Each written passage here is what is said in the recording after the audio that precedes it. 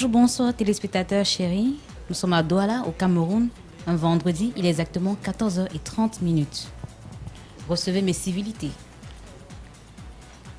Si vous me voyez à l'instant, c'est que vous regardez l'émission Instant Mèche. Eh bien, nous passerons 26 minutes de pur partage, de complicité, d'échange. Nous aurons bien sûr un thème.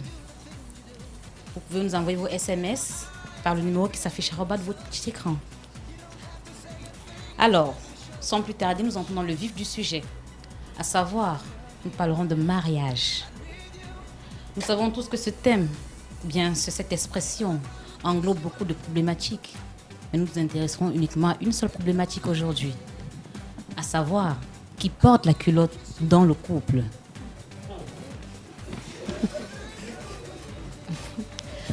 Et bien pour ceux qui nous rejoignent à l'instant, vous regardez Instant Mèche sur Canal 2 International. De plus en plus, les jeunes rechignent à se marier. Pourquoi ? Notamment les hommes, ils estiment que les femmes d'aujourd'hui sont de plus en plus irrespectueuses. Elles n'ont plus ces valeurs-là qui autrefois faisaient la base du mariage, rendaient des mariages durables et solides. Pourtant, ils prennent tout le temps l'exemple de nos mamans à l'époque, qui étaient assez soumises, qui ne manquaient pas de respect à leur mari et qui savaient consolider leur mariage. Face à cela, notre problématique prend tout son sens. Alors, qui porte la culotte dans le couple ? Autrement dit, qui est censé porter la culotte ? Juste le temps de prendre une pub et nous revenons tout de suite. Nous aurons l'intervention, bien l'avis du docteur Ndé, expert en droit et spécialiste des affaires familiales. À tout de suite.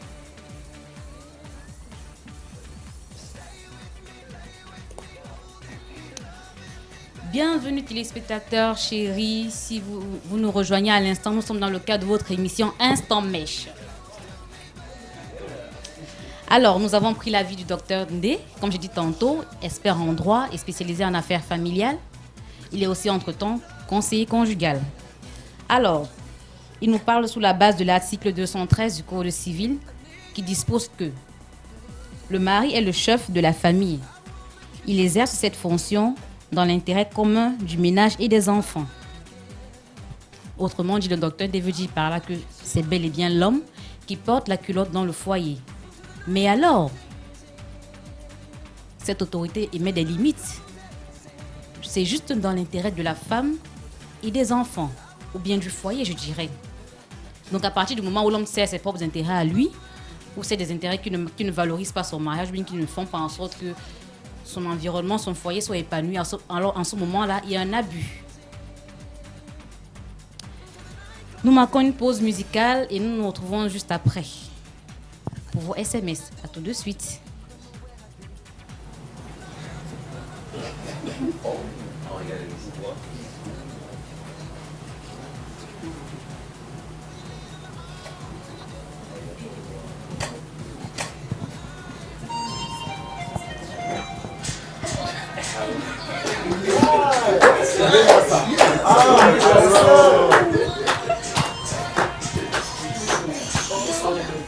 Go down, down, go down. Go down, down.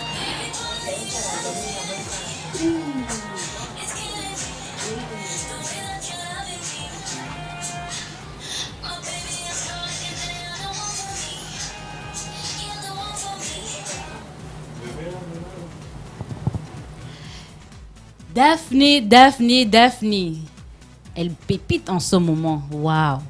Quelle belle mélodie qui nous parle de mariage, bien évidemment, jusqu'à la gare. Et vous, ça vous concerne? Alors, tout de suite, nous prendrons les SMS. Nous avons tout d'abord Madame Nana qui nous écrit depuis Bouya.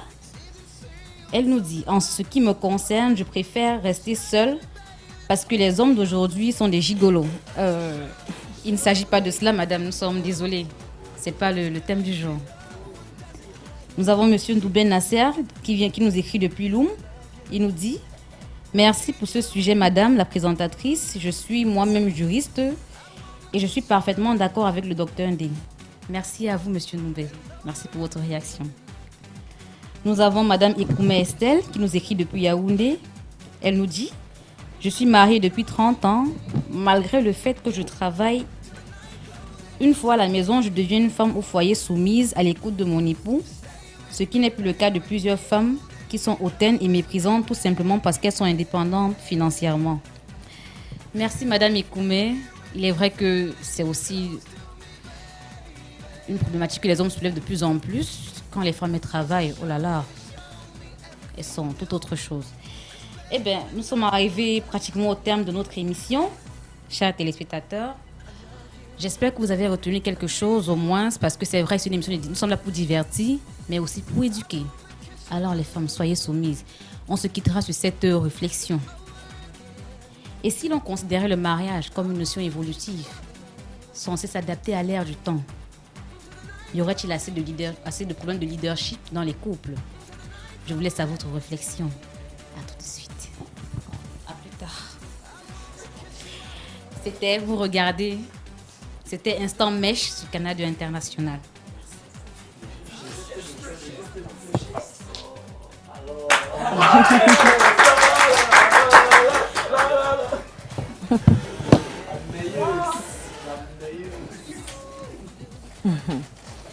Alors, Manuela nous a proposé un instant mèche.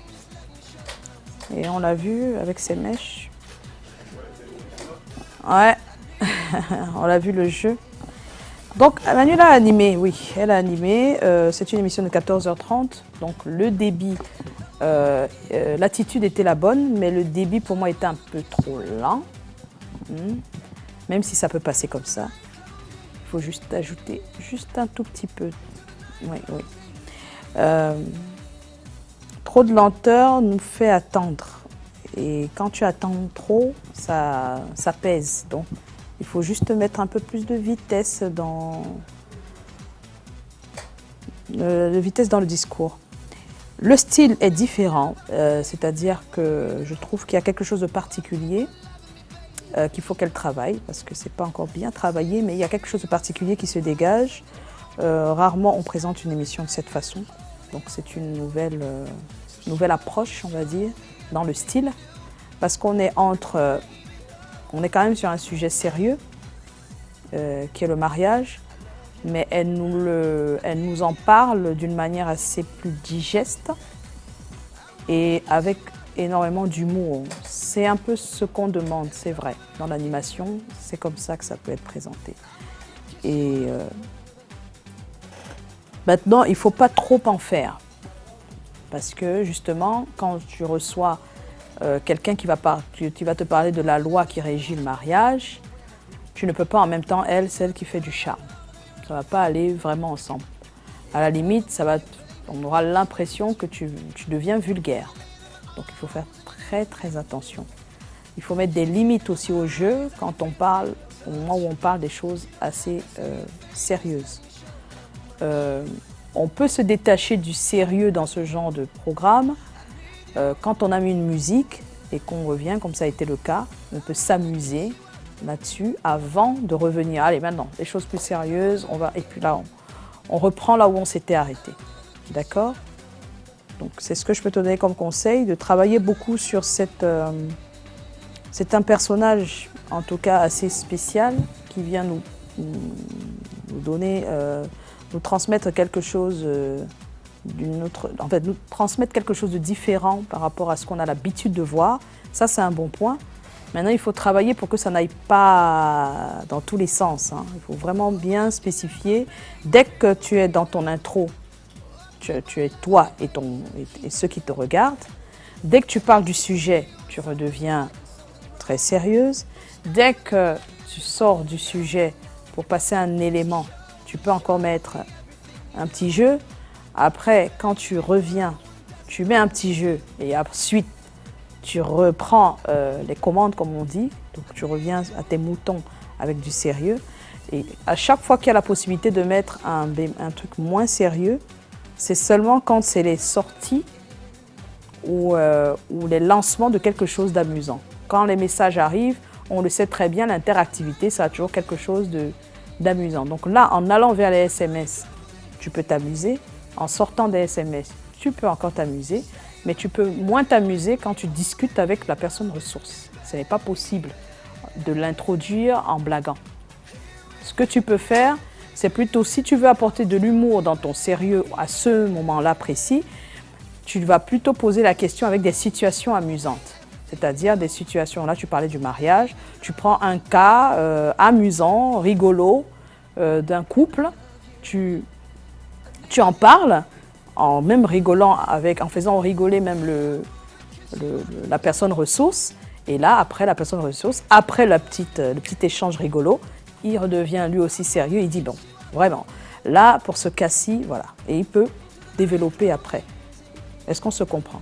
Madame, j'ai un petit problème en fait. Oui. C'est au niveau du ce qu'on appelle le squelette. Voilà. Voilà, Ouais. j'arrive pas, j'ai pas pu, je sais pas si ça s'est ressenti, j'ai pas pu construire un Construire, squelette. oui, il y a un problème de construction. Oui, le squelette. Parce que le fil, on doit le sentir du début à la fin, on te suit. C'est vrai que là, ça n'a pas été le cas. Mais comme là, moi, je ne travaille pas trop sur la construction. Là, je suis en train de travailler plus sur l'attitude, sur ce qu'on dégage. C'est pour ça que je ne suis pas focus absolument sur le contenu. Vous allez le voir. On est dans la présentation télé, face à la caméra, comment je me comporte, comment je fais, qu'est-ce que je peux dire, qu'est-ce que je ne peux pas dire, à quoi je dois faire attention. On est plus là-dedans. Les squelettes, tout ça, voir de manière approfondie comment faire une émission, comment travailler là-dessus, ce sera pour le gagnant parmi vous, quoi, en fait. Donc ici, on est juste là pour vous donner les petites bases, d'accord? D'accord, Manuela, j'ai aimé ce que tu as proposé. Maintenant, il faut beaucoup travailler la manière de le transmettre sur le débit et sur le jeu qui ne doit pas être fait à tout moment. Voilà. Ensuite. Il pleut des cordes dans la ville de Douala et bien sûr, ça a le ton de donner un tout petit peu une humeur morose et mon Dieu, qu'est-ce qu'il fait froid. Mais ne vous en faites pas, nous on est là, pied au plancher, au rendez-vous pour vous distiller un maximum de bonne humeur. Mesdames et messieurs, bienvenue à cette nouvelle édition de votre programme de variété musicale et divertissement Move. Alors au menu, on vous a concocté quelque chose de très spécial, bien sûr, de la musique, des sonorités d'ici et d'ailleurs. En deux premières parties d'émission, on ira à la rencontre d'un artiste tout à fait particulier. En deuxième partie, on fera bien sûr le coup de cœur, que serait notre émission favorite sans notre coup de cœur. Ce sera en deuxième partie d'émission. Et pour terminer, on ira vers le coup de gueule. Et franchement, on vous a prévu quelque chose d'énorme. Alors installez-vous confortablement. On dit que la musique adoucit les mœurs. Alors je vous propose d'aller direct à la rencontre de la collaboration la plus en vue du moment. C'est la Queen Bee, Beyoncé, qui rencontre le petit prince de Starboy. Lui, c'est Wizkid dans le titre Brown Skin Girl. Et je vous reprends tout de suite après. Roulez!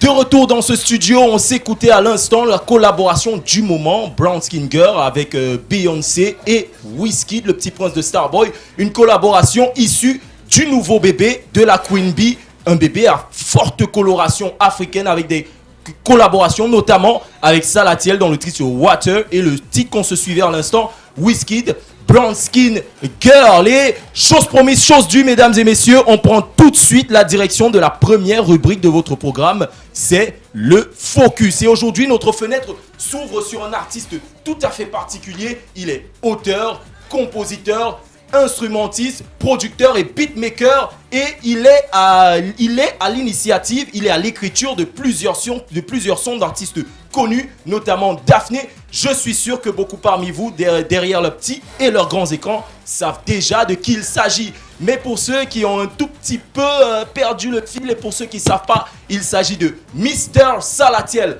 Hyman General, a.k.a. Et nous allons aller à sa découverte. C'est une affaire de Patel Yankep et moi je vous retrouve tout de suite derrière.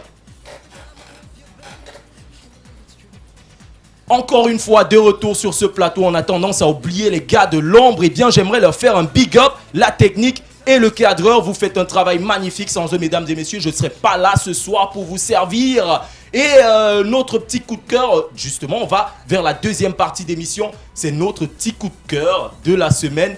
Et lui, il nous vient directement de la région du Sud-Ouest. Et si je vous disais Paris Foot, là, je suis sûr qu'il y en a dans leur canapé qui ont frémi, c'est normal. Deux des plus grands championnats rouvrent leurs portes ce week-end. Et lui, il nous vient de la région du Sud-Ouest, je le disais tantôt. Lui, c'est Skiddy Boy et il fait une dédicace particulière à tous les amoureux du pari sportif, du pari footballistique. C'est dans le titre Ticket on Born. Je vous prends juste derrière. Roulez! De retour dans le studio, je vous rappelle que vous êtes toujours en direct de la chaîne verte Canal 2 International et c'est votre programme de divertissement et variété musicale Move. On s'écoutait tout à l'heure Skiddy Boy dans le titre Ticket on Born et je souhaite que vos premiers tickets de la saison soient des tickets gagnants. C'est tout le mal qu'on vous souhaite et on va tout de suite prendre le chemin de la troisième et dernière rubrique de ce programme Move, bien entendu. Et j'ai l'impression que si je vous pose la question de savoir, est-ce que vous avez connu dans votre quartier un grand frère qui vous menaçait tout le temps, qui vous martyrisait et qui n'arrêtait pas de vous taper dessus? C'était un peu la terreur du secteur. Eh bien, dans ce titre qu'on va suivre, notre coup de gueule de la semaine, c'est un petit gars qui a décidé de relever la tête et de jouer tout petit peu les têtes brûlées, genre Lorenzo Lamas. C'est dans le titre de Tizis Mokom. Il nous vient de la région du Nord-Ouest et le titre c'est Grand Julius. Je vous prends tout de suite après. C'est avec ce titre de Tizis Mokom, Grand Julius, qu'on met un terme à ce programme. Et oui, c'est fini. Mais ne vous en faites pas, on revient très très vite pour vous distiller encore de la bonne humeur. D'ici à là, restez en forme et surtout, gardez la banane. Quant à moi, je vous dis rendez-vous la prochaine fois. C'était moi, c'était Valérius et je vous salue.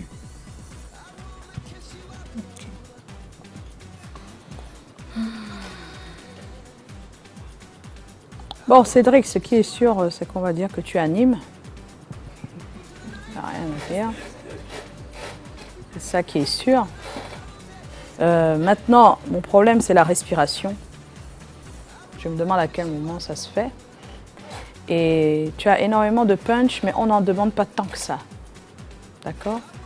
On peut avoir ce niveau de punch quand on est sur une scène, genre la foire Fomaric, genre, je sais pas quoi d'autre.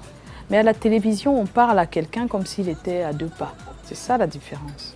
On parle rarement aux gens comme s'ils étaient à des kilomètres. À la télévision, on entre chez des personnes. La télévision, c'est un objet qui est dans la maison. Les gens sont assis en face. Donc crier dessus, c'est pas possible.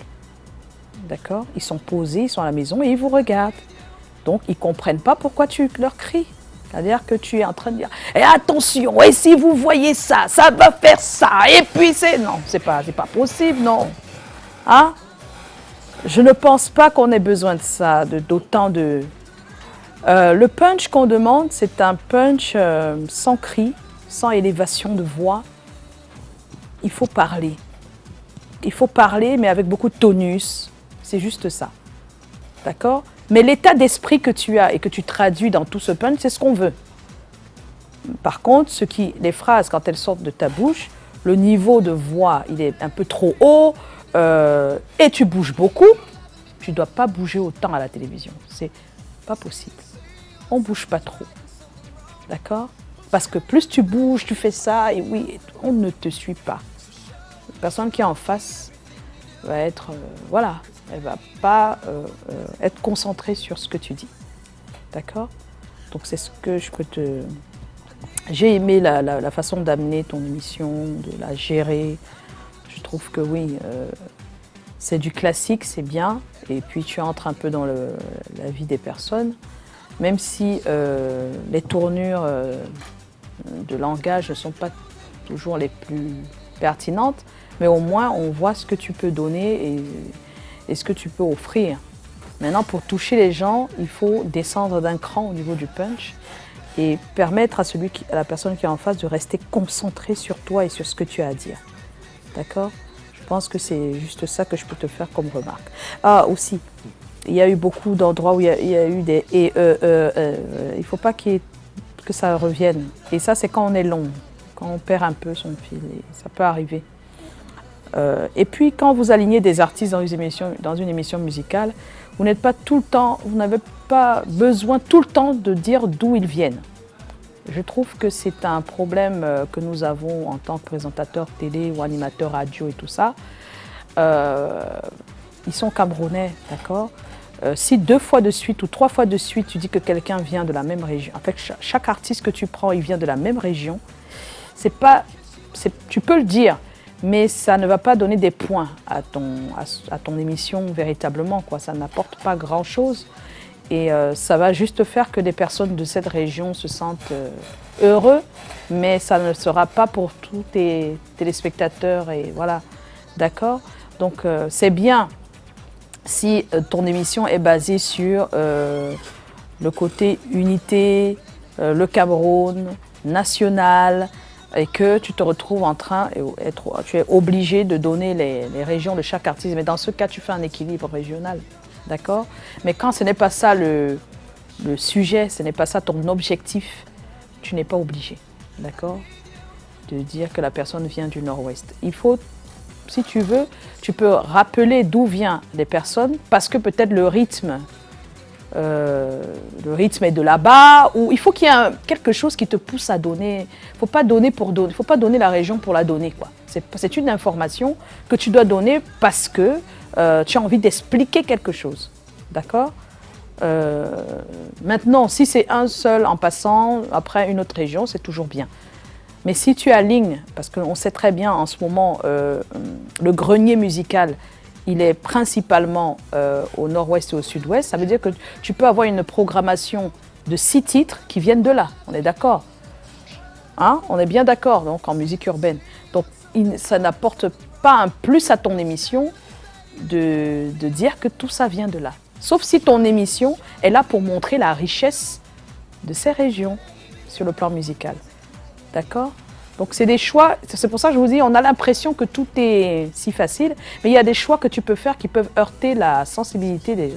C'est-à-dire que si tu as un programme de musique où tu ne mets que la musique, par exemple, du Nord, il faut que, dès l'entame, on sait que ton programme, c'est destiné à cette musique-là.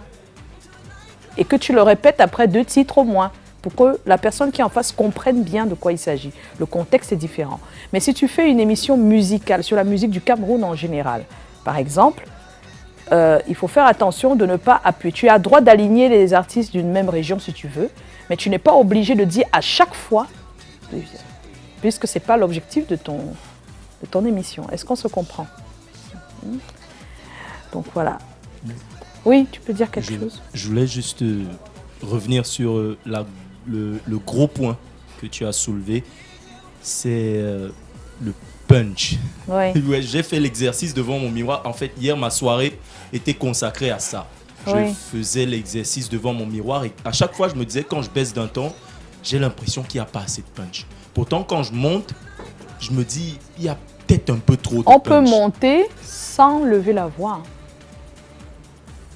C'est-à-dire qu'il faut voir la différence entre le niveau, c'est-à-dire que si on dit volume de ta voix, c'est différent du punch. Hein. Si tu cries, si tu lèves trop la voix, ça commence à crier, on a l'impression que tu nous agresses, d'accord? Si on enlève les mots que tu dis et on prend juste la manière de le dire, on va croire que tu nous agresses, alors que ce n'est pas ce que tu veux. Donc il faut travailler ça. Le tempérament, il est important. C'est un tempérament que tu as quand tu as le micro. Donc il faut trouver un moyen de casser et de voir ce que ça donne après. Quand vous faites, il faut enregistrer. Enregistrer et vous écoutez après pour voir si vous, maintenant, en tant qu'auditeur, puisque vous écoutez sur votre téléphone, c'est ce que vous souhaitez entendre, si vous êtes de l'autre côté. Je pense que c'est plus facile comme ça. Alors, quelqu'un d'autre?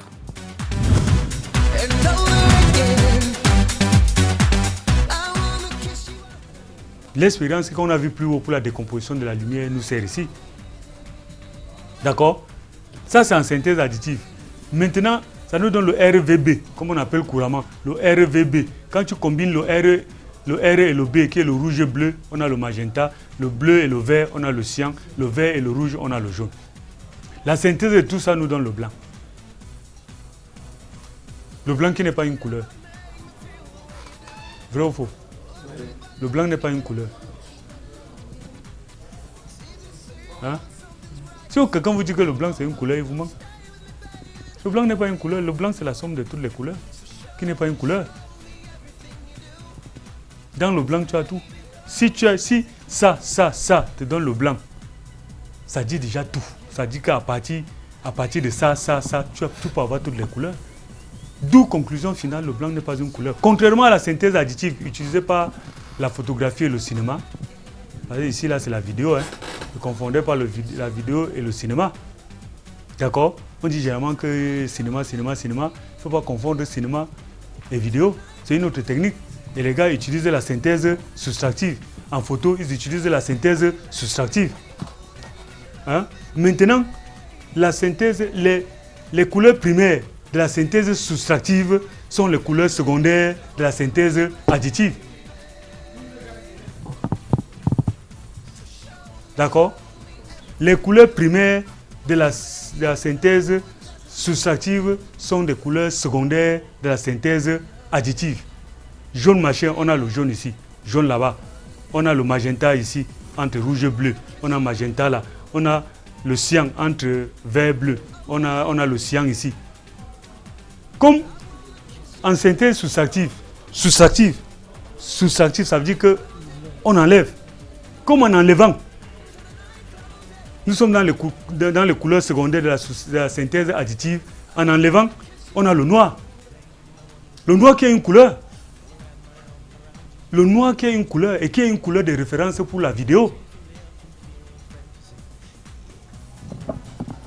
Le noir est le signal de référence à la vidéo. Ce n'est pas le blanc.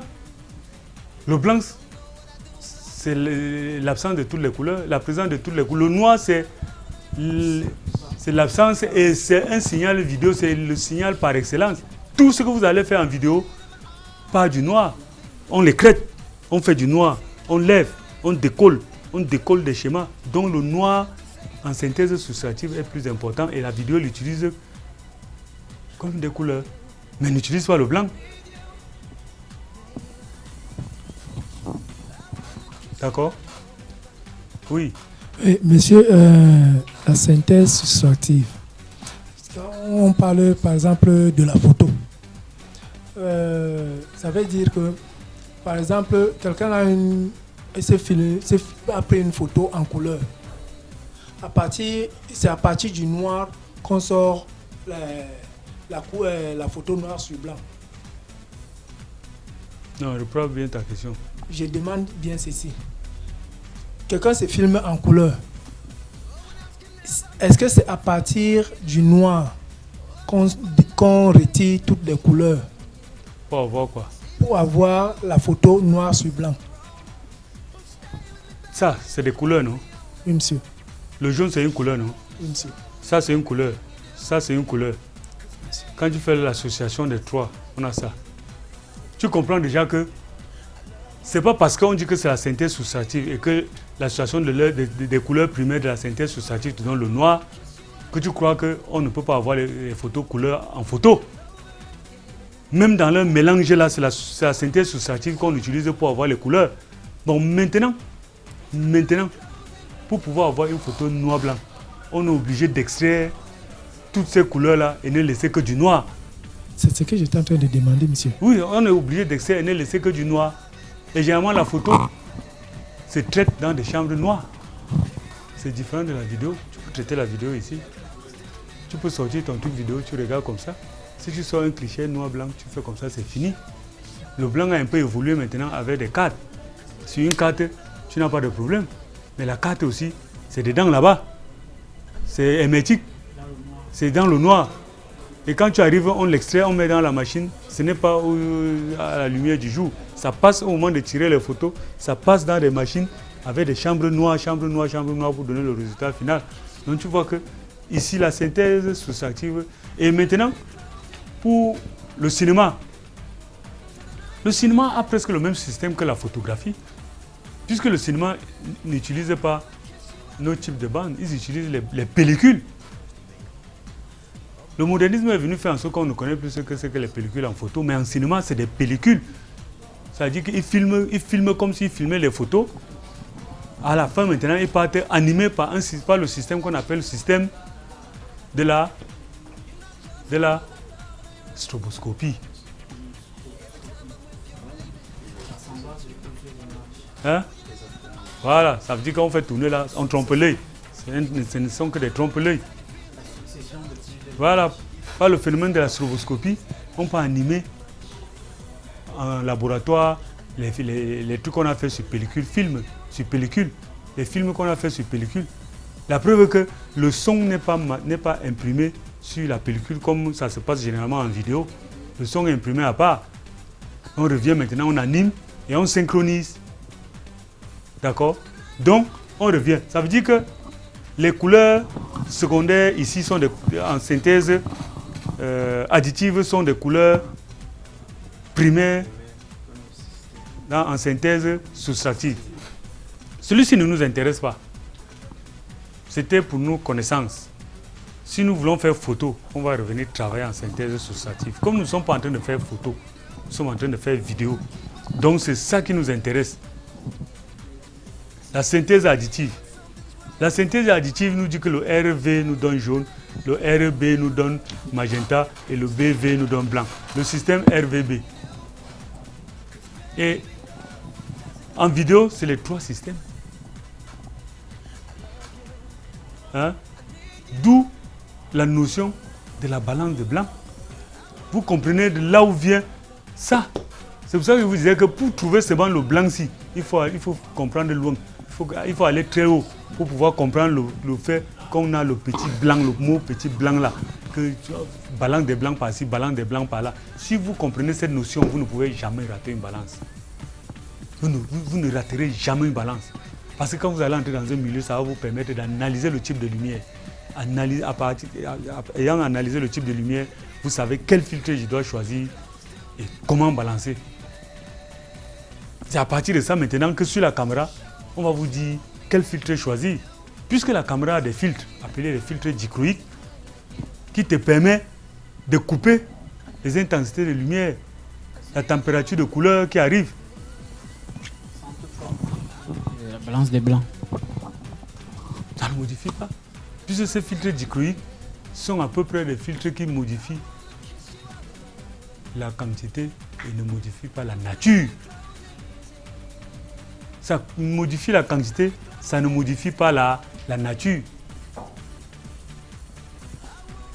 Hein? D'où la notion de température de couleur. Ce qui fait que ces trois couleurs-ci, c'est des couleurs qui font tout en télévision. Quand vous faites votre balance, à l'époque, les caméras de l'époque, la balance était hyper manuelle. La balance n'était pas électronique comme aujourd'hui.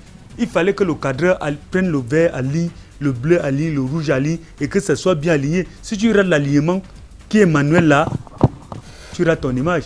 Aujourd'hui, tout est dans la machine. Tu lèves le bouton, tac, le gars fait dedans, wop, wop, wop, te dit ok, tu avances. Oui. Monsieur, c'est par exemple comme quand on veut régler la couleur à la télé. Non, non. Quand tu veux régler la couleur sur ta télé, non, c'est pas ça. Parce que quand tu arrives, ça te dit contraste, ça te dit luminosité, ça te dit encore quoi?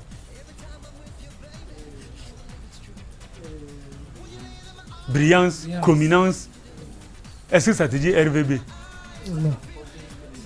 Ça apporte, il y a un problème sur les nouveaux téléviseurs que, bon, je vais appeler ça comme ça.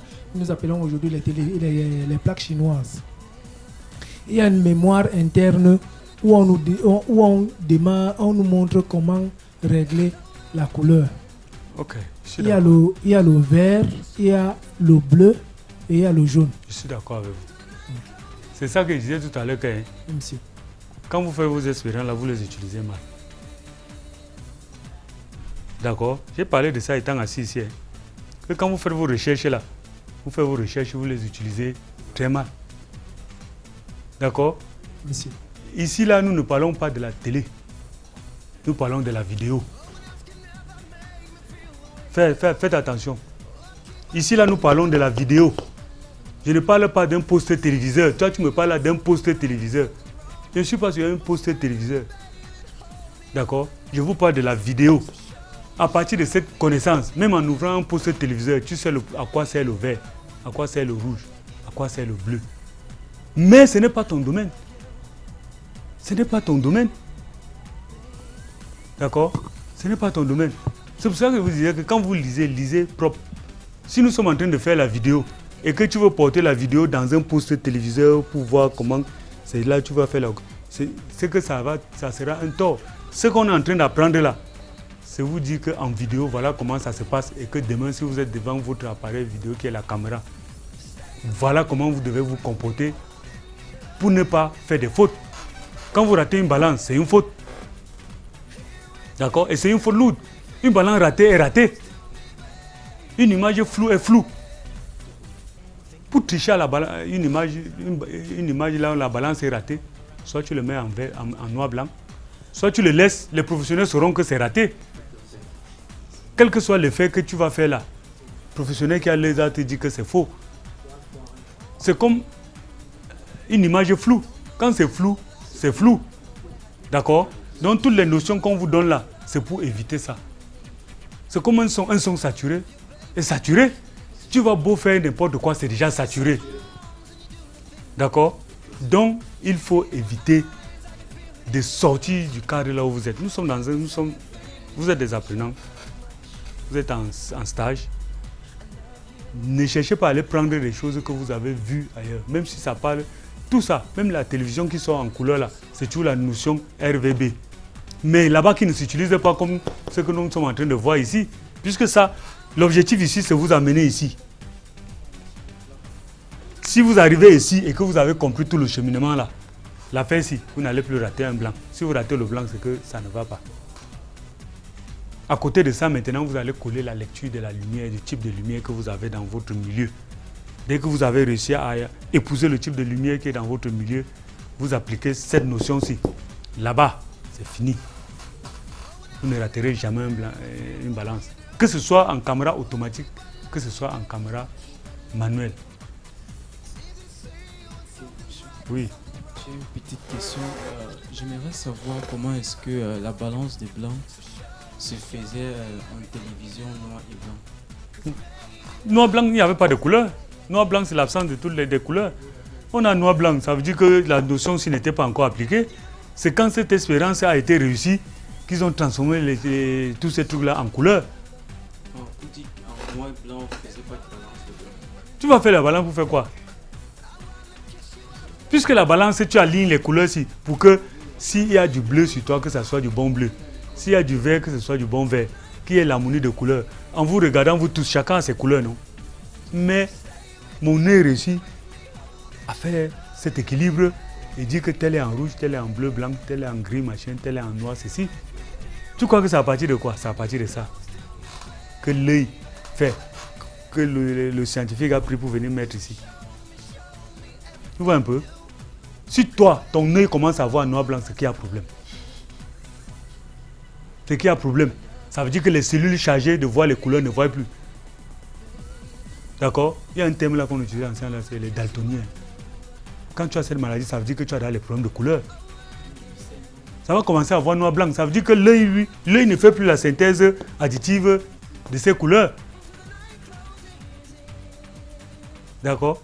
Avant, les télévisions étaient noir-blanc parce que les scientifiques n'avaient pas encore poussé la recherche jusqu'à ce niveau. À partir du moment où ils ont poussé, fait la décomposition des spectres, arriver à décomposer à partir d'un prisme, trouver ces 7 couleurs d'arc-en-ciel, remettre dans la portion visible, faire des expériences.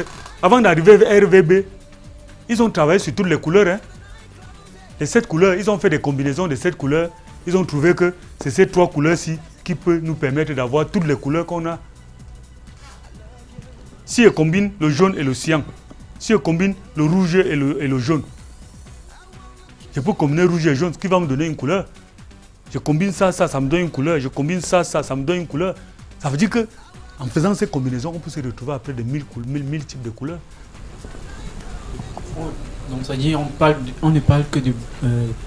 quand on veut parler par exemple de la balance des blancs, ça veut dire qu'on veut faire à des couleurs. Non. Quand on parle de balance de blanc, ça veut dire que on veut l'harmonie des couleurs. À partir de ces RVB, on veut les mettre ensemble pour que le vert qui apparaît soit le vert. Le marron que tu as sur toi soit le marron. On ne parle pas de marron. Mais en associant ces 3 couleurs, et que c'est bien fait, bien talonné avec une température de couleur, l'aspect du milieu est bien fait. Dès que tu vois le marron, c'est le marron. Est-ce que le marron, il y a le marron ici? Hein? Dès que tu vois le gris, c'est du bon gris. Est-ce qu'il y a le gris ici? Non plus. Mais à partir de ces 3, les gars s'alignent. C'est-à-dire que comme on est aligné là, à partir de nous là, tout ce qui va venir comme couleur va s'aligner dans sa classe. C'est-à-dire que si tu es du gris, tu es du gris. Si tu es du vert, tu es du vert. Tu es du bleu, tu es du bleu. Tu es du marron, tu es du marron. Tu es ceci, tu es cela. Si on t'a malaxé, ça t'a donné un truc n'importe comment. C'est ça, des couleurs comme ça. C'est des combinaisons. On ne prend pas au hasard.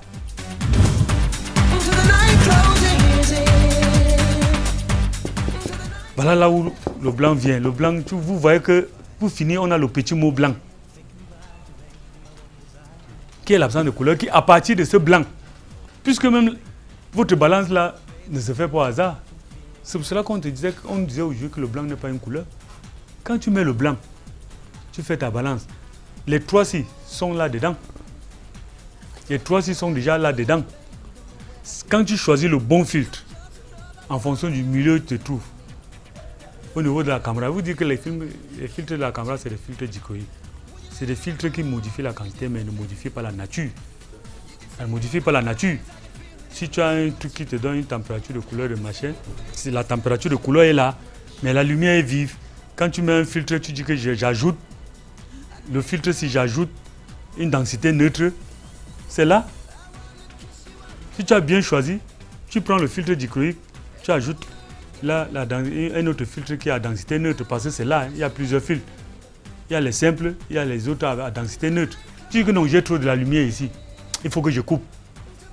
Je mets un filtre à densité neutre d'un certain pourcentage. Je dis par exemple un filtre ND, un 16e, ND, un quart, un demi. Vous savez qu'en matière de fraction, plus le dénominateur est grand, plus la fraction est petite. Un demi est plus grand qu'un 16e. D'accord? Ça veut dire que quand vous choisissez un filtre d'un 16e, ça veut dire que vous coupez moins.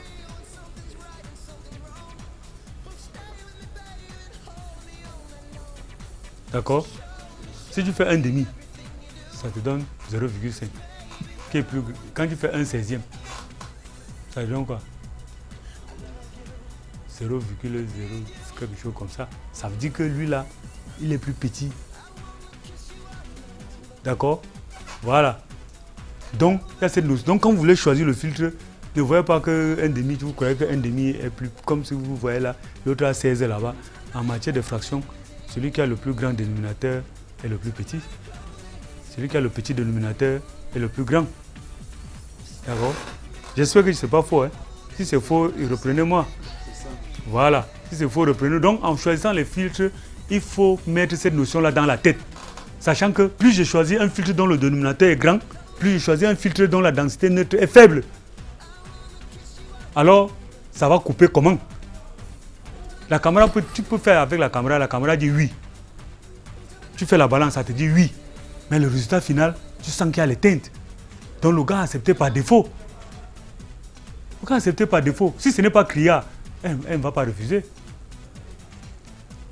Mais tu sens qu'il y a les teintes. Donc ça veut dire que la caméra a accepté par défaut. Vous rassurez toujours que c'est vous qui commandez. Que ce que la caméra donne là, c'est ce que je veux. N'acceptez pas que la caméra vous donne par défaut. Sauf s'il n'y a pas moyen. Il y a des endroits où il n'y a pas moyen. Tu n'as pas de lumière, tu n'as pas moyen, machin. Tu dis à la caméra que donne-moi ce que tu peux me donner par défaut. Elle va te donner. Maintenant, s'il n'y a pas de lumière, il y a des moyens pour pouvoir augmenter la lumière dans la caméra. Vous avez vu ça avec Serge. Il y a le gain qui n'est pas aussi très commode. Mais vous ne pouvez rien. Parce que vous voulez que ça soit visible, que vous voulez passer une information. D'accord? Donc, d'où la notion si. Retenez ça, là où on est venu pour arriver ici. Nous sommes venus d'où pour arriver sur la notion du blanc. La balance du blanc. Et dès que vous arrivez sur la balance de blanc, il faut avoir une autre notion en bas, cachée dans votre tête. La notion de la température de couleur, qui s'exprime en degrés Kelvin. La notion, si vous ne pouvez pas interpréter l'ambiance d'un milieu, vous ne pouvez pas choisir le bon film. Si je me dis que, à partir de ma trichronie que j'ai étudiée, à partir de la notion de la lumière que j'ai, je ne parviens pas à interpréter l'ambiance du milieu dans lequel je me trouve. Vous êtes battu. Vous êtes battu. Quand vous entrez ici, vous dites que merde, j'ai les lumières blanches. De quel type? Alors ça me donne une lumière du jour. Oui. Quand j'ai une lumière du jour, je me mets sur quel filtre? Oui. Est-ce qu'il y a d'autres possibilités? Est-ce que à ce niveau-là, il y a 2 ou 3 possibilités? Si je suis en interne, je n'ai pas de contraintes. Si je suis en externe, j'ai des contraintes parce que la température de couleur externe est très élevée. D'accord? Si je suis en interne, je sais que ces choses me donnent dans les 4000, 4200. 4200. Et quand je suis en extérieur, je sais que je suis dans les 5, 6 machins, 8000 même. Qui est la température du jour. Mais ne confondez pas. En matière de température de couleur, même quand il fait jour le matin, tu as une température qui est à peu près comme la température des incandescents. D'accord? Ça veut dire que si tu choisis le filtre de la lumière du jour, tu risques de rater. Parce que le soleil, au lever du soleil et au coucher du soleil, c'est jaunâtre, c'est rougeâtre. Donc ça émet les ondes un peu rougeâtres ou jaunâtres. C'est-à-dire que si tu balances en ce moment, c'est comme si tu avais une ampoule, c'est comme si tu avais un projecteur 800 watts qui donne la lumière rougeâtre ou jaune ou rougeâtre. Donc il faut faire attention. Le matin, il faut regarder la qualité du soleil que vous avez et le soir au coucher. La qualité du soleil, donc pour faire la balance, il faut réfléchir. D'accord. Ok, monsieur, en fonction de ce que vous dites, là je comprends donc que la balance de blanc peut se faire selon ce qu'on est appelé à faire. Est-ce que la balance de blanc est seulement appliquée pour avoir du blanc uniquement? Du blanc? Uniquement. Non. Non, la balance de blanc n'est pas appliquée pour avoir le blanc, puisque tu ne peux pas avoir le blanc. La balance du blanc est appliquée pour harmoniser les 3 couleurs primaires ici, dans la synthèse additive. Et quand tu les harmonises, tu les mets là, tu les alignes, ça te donne toutes les panoplies de couleurs dans les normes. D'accord? L'objectif de balance de blanc n'est pas avoir le blanc. C'est la synthèse de ces 3-ci, mélanger de RVB. Je prends RVB, je les mélange. Ça me donne ça. D'accord? Si je prends la couleur bleu, rouge, la couleur blanc, vert, la couleur bleue, je les mélange. Ça va me donner ça. Ça va me donner ça. Ça va me donner le blanc. Hein? C'est pour cela que le blanc est l'élément par excellence pour pouvoir faire une balance. Puisque quand tu balances dessus, avec les caméras hyper électroniques aujourd'hui, quand tu balances dessus, tout est conçu de façon que quand tu as un bon blanc, tu balances dessus, la machine aligne seule et bien quand tu as choisi le bon filtre, quand tu as choisi la meilleure ouverture du diaph. Parce qu'il ne faut pas oublier ça. Il faut le bon filtre, il faut que le diaph soit à la bonne ouverture. Et qui dit bon filtre, dit que la connaissance du milieu dans lequel je me trouve. C'est à partir du milieu dans lequel je me trouve que je choisis le bon filtre. Oui. Peut-être que j'ai mal posé ma question. J'aimerais savoir si en cinéma, la balance de blanc se fait de la même manière qu'en télévision. Moi, ça ne m'intéresse pas. D'accord? Moi, je suis un spécialiste de la vidéo. Je prends mon couloir. Le jour où je vais décider de faire cinéma, je vais aller à l'école du cinéma. Il ne faut pas faire l'amalgame. Le jour où moi, on m'a dit que ça, c'est pour en film et en photo. Le jour où je vais décider d'être photographe ou bien être un caméraman spécialisé en cinéma, je vais aller à l'école du cinéma. Le cinéma a son école. L'avantage ayant fait la vidéo, c'est que tu as des notions. Tu repars à l'école du cinéma, tu t'assois, tu fais cinéma. D'accord? Mon conseil, c'est de ne pas vous bourrer la tête avec ça. Vraiment. Vous êtes encore jeune, vous êtes en train d'entrer dans le métier. Maîtrisez d'abord ce que le métier demande. Si demain vous dites que non, il me faut sauter plus haut et que vous avez des moyens, inscrivez-vous à l'école de cinéma ou à l'école de la photographie. On va vous refaire le coup aussi. I wanna kiss you out, love.